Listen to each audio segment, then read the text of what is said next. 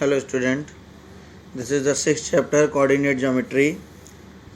इसमें हम आपको 2 पॉइंट्स के डिस्टेंस का फार्मूला बताएंगे। डिस्टेंस बिटवीन 2 पॉइंट्स, 2 पॉइंट जिनके कोऑर्डिनेट अगर x1 y1 हो और दूसरा पॉइंट जिसके कोऑर्डिनेट x2 y2 हो, ये पॉइंट A एंड ये पॉइंट B हो गया, तो उनके बीच की डिस्टेंस का फार्मूला होता है √x1 - x2 का whole square plus y1 - y2 का whole square. Equation of x axis क्या कहलाती है? y बराबर 0। इक्वेशन ऑफ y एक्सिस क्या कहलाती है? x बराबर 0। 6.1 आप ग्राफ में लगाएंगे। जो आपको दिक्कत लगे वो मुझसे जूम पे पूछ सकते हैं। इस नोट्स में 6.2 से स्टार्ट है। Question number 1 to 9 do in book. Question number 10, find the distance between pair of points 7, -3, -5, 2। तो इनको सपोज के लिए ये x1 हो गया, ये y1 हो गया, ये x2 हो गया, ये y2 हो गया। d का फार्मूला होता है x1 - x2 का whole square plus y1 - y2 का होल स्क्वायर। x1 के बदले हमने 7 पुट कर दिया और x2 के बदले -5, तो माइनस माइनस मिलके प्लस हो गया 7 + 5 का होल स्क्वायर। फिर y1 के बदले मैंने -3 रखा और y2 के बदले 2 रखा, तो ये हो गया -5 का होल स्क्वायर। 12 का होल स्क्वायर 144, -5 का 25, माइनस का square minus into minus plus हो जाएगा। ये 169 हो गया, जो कि 13 का स्क्वायर होता है। स्क्वायर से अंडर रूट कैंसिल हो गया और डिस्टेंस हमारी 13 यूनिट निकल आई। सेकंड सवाल इसका है कि डी x1 y1 कितना हो गए? 2,0, x2 y2 हो गए -1,4। डी बराबर हमने फिर x1 - x2 का होल स्क्वायर लगाया, यानी 2 - -1 यानी 2 + 1 का होल स्क्वायर और -4 का स्क्वायर। ये 3 का होल स्क्वायर हो जाएगा और ये 4 का होल स्क्वायर हो जाएगा। 3 का होल स्क्वायर कितना हो गया? 9 और 4 का 16 मिलके कितना हो गया? 25। 25 √5 5 का स्क्वायर होता है। डी बराबर 5 हो गया।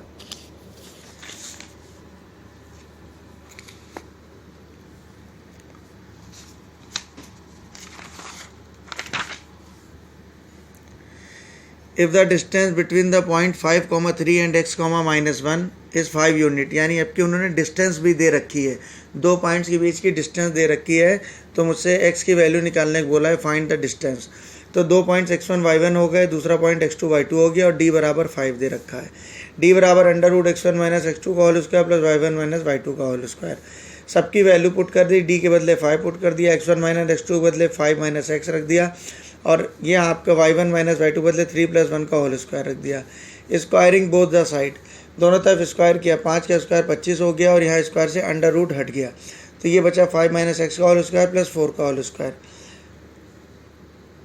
ये हमने a - b का होल स्क्वायर ओपन किया है और इन्होंने 16 को इधर ट्रांसफ़र किया है। 4 का होल स्क्वायर जो 16 था उसको इधर भेज दिया इन्होंने, 25 - 16, और ये a - b का होल स्क्वायर हमने ओपन किया, a² + b² -2ab। 25 से 25 लेस हो गया, x² - 10x और 16 को वापस इधर उठा लाए प्लस 16 और कितना हो गया? बराबर 0 हो गया। यहाँ पर 16 के फैक्टर कर दिए, 8 2 x कॉमन लिया, x - 8 बचा, -2 कॉमन लिया, x - 8 बचा, x - 8 कॉमन लिया तो x - 2 बचा। इफ़ x - 8 = 0 देन x बराबर 8, इफ़ x - 2 बराबर 0 देन x बराबर 2। तो ये मेरा आंसर हो गया। Show that the following 4 points form a parallelogram. Points हमें क्या दे रखे हैं? a -2, -1, b 1, 0, 4, 3, c and d 1, 2। अगर हम लाइन से 4 पॉइंट बना भी लेते हैं बेटा पैरेललोग्राम के, पैरेललोग्राम कुछ इस तरीके का फिगर होता है, a b c d, ठीक है। तो आप देखेंगे कि ए बी किसके बराबर आ जाए? सी डी के, और ए डी किसके बराबर आ जाए? बी सी के, तो ये पैरेललोग्राम कहलाएगा। साथ ही साथ इसको देखिए, सबसे पहले ए बी निकाला गया है। कौन सा ए बी? मतलब ए और बी के बीच की दूरी, यानी √x1 - x2 का whole square plus y1 - y2 का होल स्क्वायर।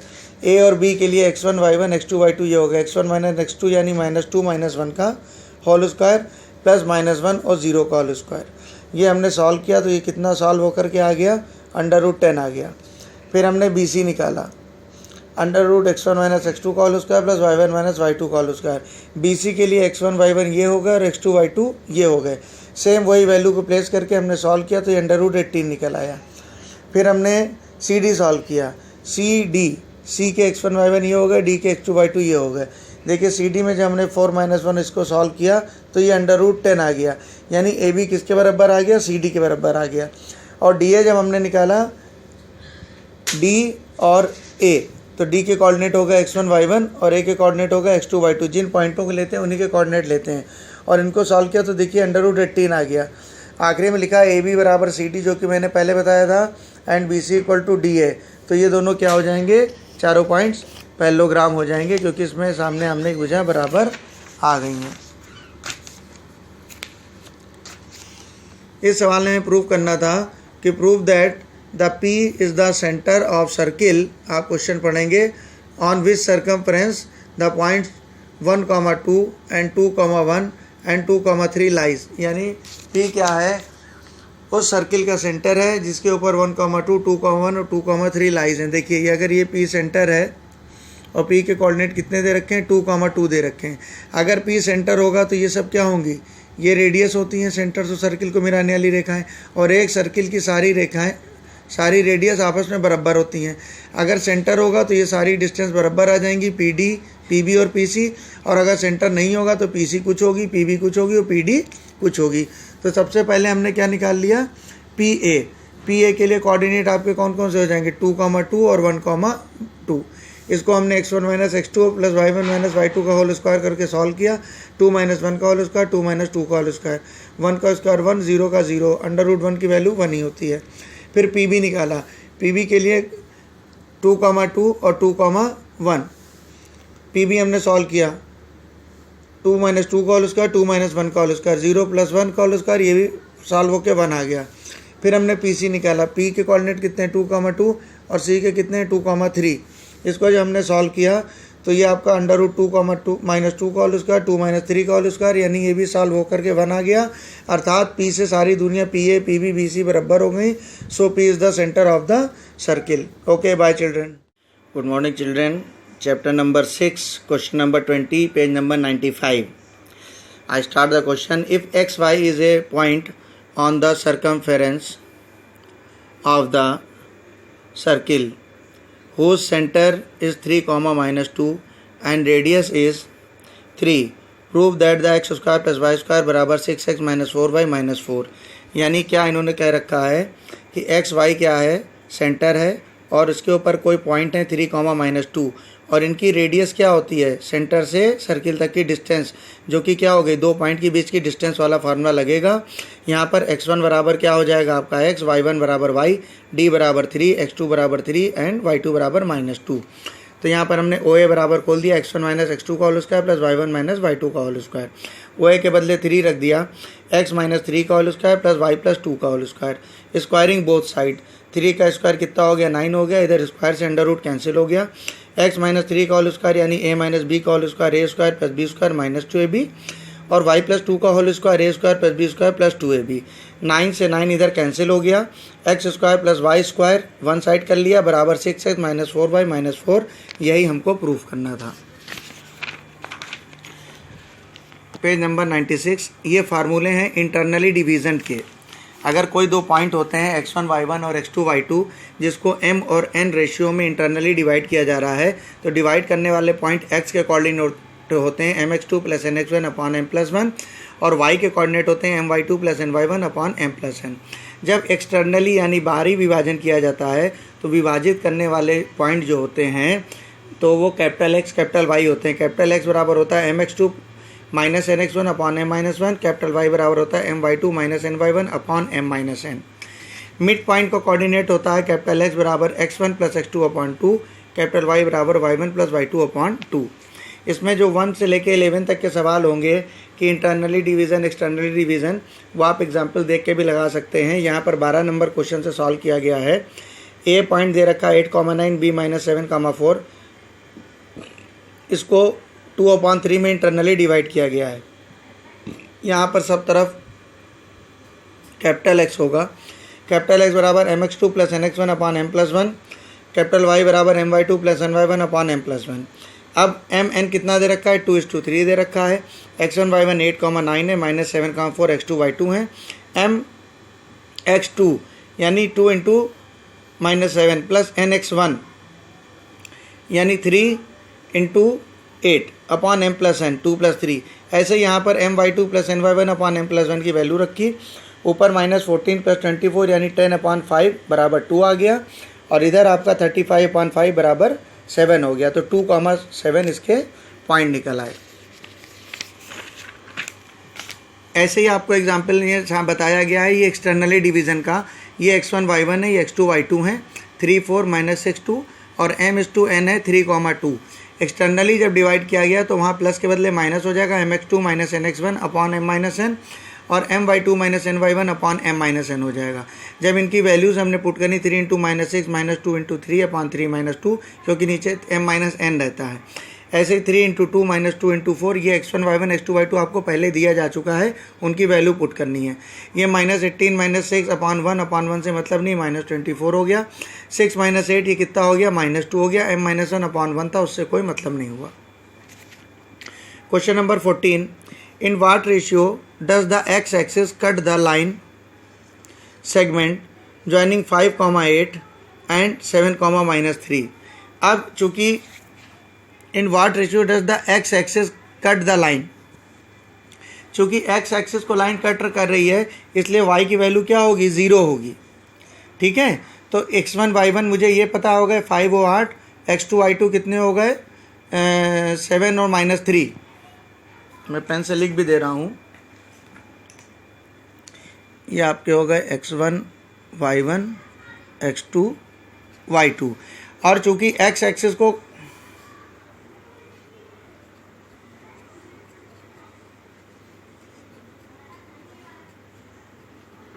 इसलिए y बराबर आपका 0 हो जाता है।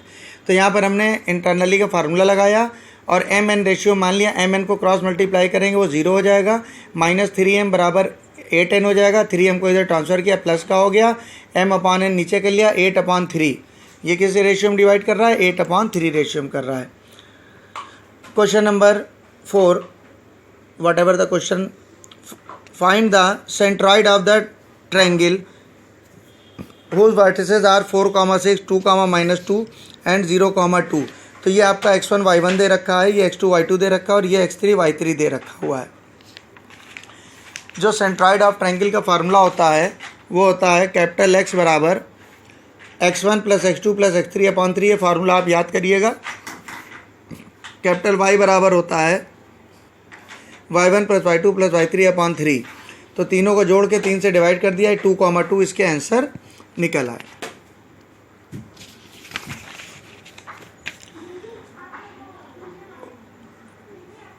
Okay, bye children. Good morning class 10th। This is the third video of chapter 6 exercise 6.4। इसमें हम एरिया ऑफ ट्रायंगल जानेंगे। अगर 3 पॉइंट्स हमें ट्रायंगल के दे रखे हैं, x1 y1 x2 y2 x3 y3, तो एरिया ऑफ ट्रायंगल बनता है half x1 in bracket y2 - y3 plus x2 y3 - y1 plus x3 y1 - y2। ये हमेशा 1 2 3 के सीक्वेंस में ही राउंड करेगा, बैक नहीं करेगा। 1 के बाद 2, 2 के बाद 3, फिर देखिए x2 आया, x2 के बाद क्या आया, 2 के बाद 3, 3 के बाद 1, फिर x3 आया, 3 के बाद 1, 1 के बाद 2। तो ये इसके याद करने का तरीका है। यहाँ पर क्वेश्चन में दिया गया है find the area of triangle whose vertices are 3,4 1,2 and 6,3। तो ये आपके x1 y1 होगा, ये x2 y2 होगा, और ये x3 y3 होगा। एरिया ऑफ ट्रायंगल हमने यहाँ पर रखा x1 half x1 in bracket y2 - y3 plus x2 y3 - y1 plus x3 y1 - y2, और सबकी वैल्यू ये देखिए हाफ 3 2 -3 सारी वैल्यूज़ हमने यहाँ पर प्लेस कर दी हैं। यहाँ पर सॉल्व किया तो ये -1 बचा, 3 × -1 बचा, 1 × -1 बचा एंड 6 × 2 बचा। -1 की गुणा -3 हो जाएगी, माइनस ये आपका -1 हो जाएगा, -1 × +1 प्लस 6 × 2 12 हो जाएगा। यहाँ पर ये 4 हो गया, जुड़ के 12 में से घटा दिया 8 बचा, 2 से कट किया तो 4 यूनिट स्क्वायर इसका जो होगा, यूनिट स्क्वायर, ये इसका होगा आंसर। इसी प्रकार से क्वेश्चन नंबर 4 में दे रखा है पार्ट 4 में, ए बी जो है x1 y1 है, बी सी x2 y2 है, और सी x3 y3 है। सेम चीज़ हमें लगानी half x1 y2 - y3 plus x2 y3 - y1 plus x3 y1 - y2।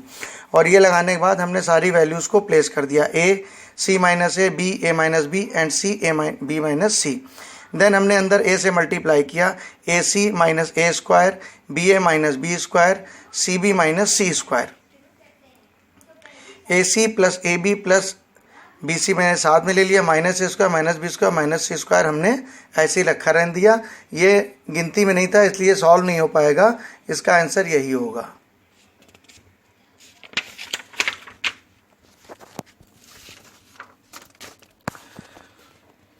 Question number 12, prove that the following 3 points are collinear. देखिए collinear होने का मतलब होता है जब हम एरिया ऑफ ट्रायंगल निकालें और उसकी वैल्यू 0 आ जाए सॉल्व करने पे, तो 3 पॉइंट्स क्या होते हैं, कोलिनियर होते हैं। हम जब हमको प्रूफ करना होगा तब हम ऐसा ही करेंगे। देखिए 3 पॉइंट दे रखे थे -4, -2, 6, 3 और 0, 1। ये आपका हो गया x1 y1, ये हो गया x2 y2 और ये हो गया आपका x3 y3। Area of triangle formula लगाएंगे, half x1 y2 minus y3 plus x2 y3 minus y1 plus x3 y1 minus y2। तो ये half -4, 3 minus 0, 6, 0 plus 2 plus 0 into -2 minus 3, 0 से मल्टीप्लाई होकर पूरा 0 हो जाएगा। -4 से मल्टीप्लाई करेंगे -12 हो जाएगा, 6 को 2 से मल्टीप्लाई करेंगे 12, 12 माइनस 12 कैंसिल हो जाएगा, हाफ इंटू 0 इक्वल टू 0।